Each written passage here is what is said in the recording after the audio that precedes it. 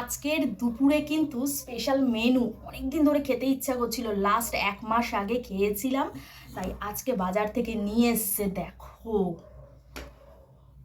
গরম গরম মাটন কষা রয়েছে, আর আমার ফেভারিট রয়েছে এই পাইপ। উফ, কিন্তু পাইপটা কোনো মতে চুষে খাওয়ার কায়দা নেই। দেখা যাক এখন রান্নাটা কেমন হয়েছে, কারণ আমি তো রান্না করিনি, তাই আমি বলতে পারবো না কেমন হয়েছে। এটা আমার বর রান্না করেছে। এবার আও, প্রচুর গরম।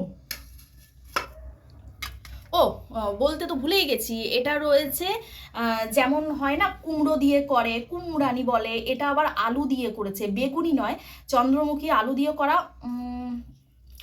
ভালোই, তবে আমি ভাজা টাজা খুব একটা পছন্দ করি না।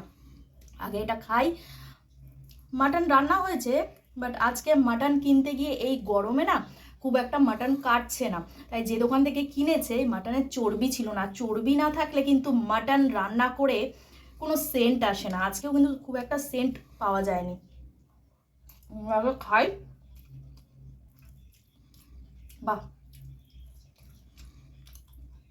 তবে বেশ ভালো সেদ্ধ হয়েছে। আও, এখনো ধোয়া উঠছে। এই যে মাটনের পিসটা,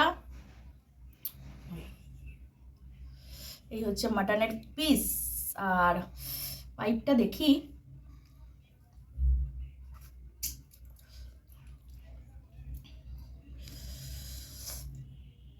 এর সাথে একটু আমের চাটনি হলে ভালো হতো, বাট আমের চাটনিটা আনবো, ওটা ফ্রিজে রাখা রয়েছে, আমার শাশুড়ি মা দিয়েছিল।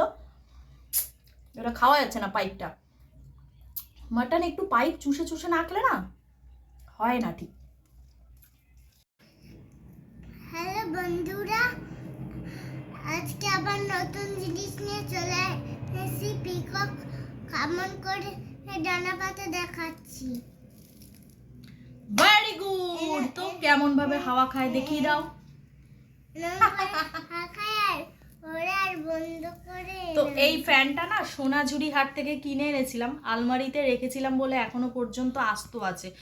যদিও ও একটা খুব একটা নষ্ট হয় না কোনো জিনিস, তা পুরোপুরি এখন নতুন আছে। আর ফ্যানটা অফ করে রেখেছি, যেহেতু আমি ব্লগ করছি তাই ও এটা বার করেছে আলমারি থেকে একটুখানি হাওয়া খাওয়ার জন্য। আর আজকে পরীক্ষাটা বেচারার পুরোটাই ক্যান্সেল করে দিতে হয়েছে। আজকে ওর বাংলা পরীক্ষা ছিল, আর ভোর থেকে 103 জ্বর। তার কারণ একটাই, সেই 2 টাকা দামের পেপসিগুলো আছে, কন্টিনিউ কদিন 2-3টে করে পেপসি খেয়েছে, শুধুমাত্র পেপসির ভেতরে যে বরফগুলো থাকে এগুলো খেয়েছে। এতটাই বদমাইশ।